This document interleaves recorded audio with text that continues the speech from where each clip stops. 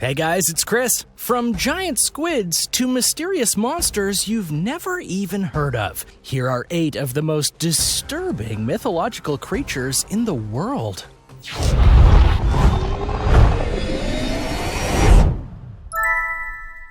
Number 8. Qalupalik. Created by the Inuit people, the Qalupalik is a sea creature that is actually very humanoid in its shape, but it has a few distinct features that make it a true sea monster. The skin of the Qalupalik is green, and when you look at the hands of the creature, they look more like claws than actual hands. They also don't speak, but rather emit an odd humming sound, which serves as a warning to others that they're coming. Some cultures outside the Inuit have referred to the Qalupalik as the evil mermaids of the sea due to their horrible features in nature. As for what this nature is, the Qalupalik seek children. Specifically, children who have disobeyed their parents and thus are ripe for the picking. They'll sneak up on the children who are near their shores, even using their hums to lure them closer, take them, and put them in pouches known as amoti, which are customary in the Inuit tribe. Once in the pouch, they'll take them underwater to keep them for all eternity. That's terrifying. The Inuit people actually created this creature to try and ensure that their children obeyed them, lest they suffer a cruel fate. Number 7. Vodyanoy. The Vodyanoy is a water spirit that comes from East Slavic stories. This particular spirit was said to dwell in watery areas like lakes, ponds, and even rivers. It was almost always described as male, one with a tall yet wide body which included a very wide face. Its skin was flabby, and on its head was a beard that sometimes went down to its feet. The tales of the Vodyanoy are that it's a creature that isn't afraid to drown people in the bodies of water it calls home. The Vodyanoy also apparently has the power to flood entire villages and drown people in ways they wouldn't expect. But most scary of all, as the Vodyanoy was male, it would lure young females to him by transforming himself into a flower. Then, once they were close enough, he would capture them and take the girls to his underwater kingdom. Once there, he would force the girls to marry him and then serve him in his home. Some believed that the creation of the Vodyanoy came from a man who was either unbaptized, blessed by a god via water, or that a man committed suicide in the waters, and the waters themselves transformed him into a Vodyanoy. To rid yourself of the creature, you have to bless the water it's in, for it cannot stand holy waters. However, some fishermen actually like the Vodyanoy and offer gifts to it in order to catch fish.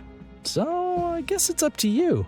And now for number 6, but be sure to subscribe to World List before you leave, okay? We have lots of new videos coming up. Number 6. Moby Dick.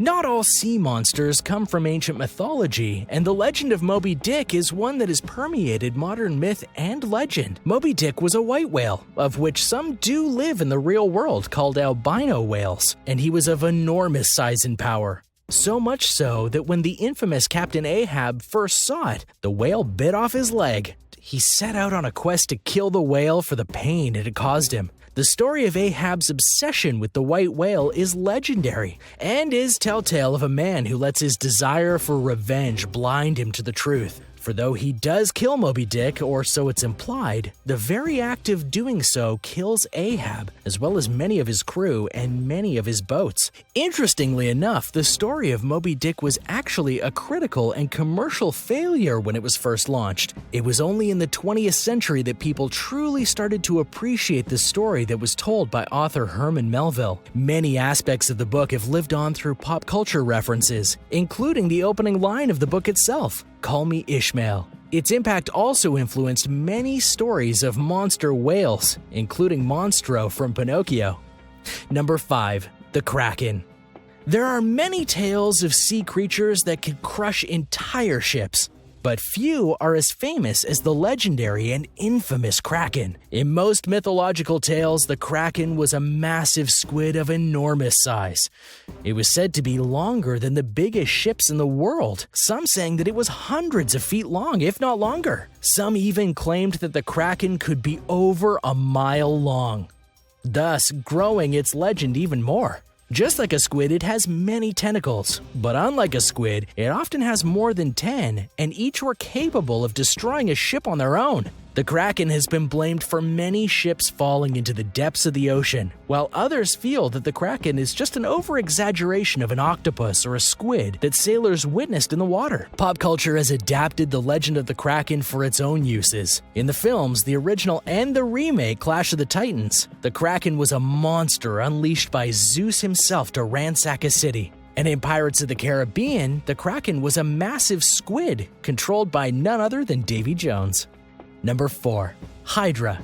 In Greek mythology, the Hydra was one of the deadliest creatures on the face of the earth. It was said to be the son of Typhon and Echidna, two monstrous snake-like creatures in their own right, and dwelled in the lake of Lerny in the Agrolid, which is one of the regional units of Greece. The creature was so powerful that its very smell could kill people, and it had venomous breath. One of the most prevalent legends about the Hydra was that it was a multi-headed beast. However, how many heads was never truly agreed upon, and it's actually led to an exaggeration of the legend, as the Hydra was soon able to grow 2 heads for every single one that a person would cut off. According to Greek legend, the mighty hero Heracles, known in the West as Hercules, was charged by his father Zeus to kill the Hydra as one of his 12 labors. But even to Heracles, the monster was incredibly tough. He had to get help from his cousin Iolaus in order to not only beat the creature, but to burn its neck so no more heads could be grown. In the Disney interpretation of the story of Hercules, the battle with the Hydra is one of the climactic moments of the film, including a shot of the Hydra essentially having hundreds of heads, thus showing how truly monstrous a creature it was. Number 3. Loch Ness Monster. In the Scottish Highlands lies a body of water called Loch Ness. Within those waters is said to be a sea creature not subtly called the Loch Ness Monster. And the disturbing thing about the creature is that despite people claiming it doesn't exist and apparently proving that it doesn't exist, people keep seeing the creature.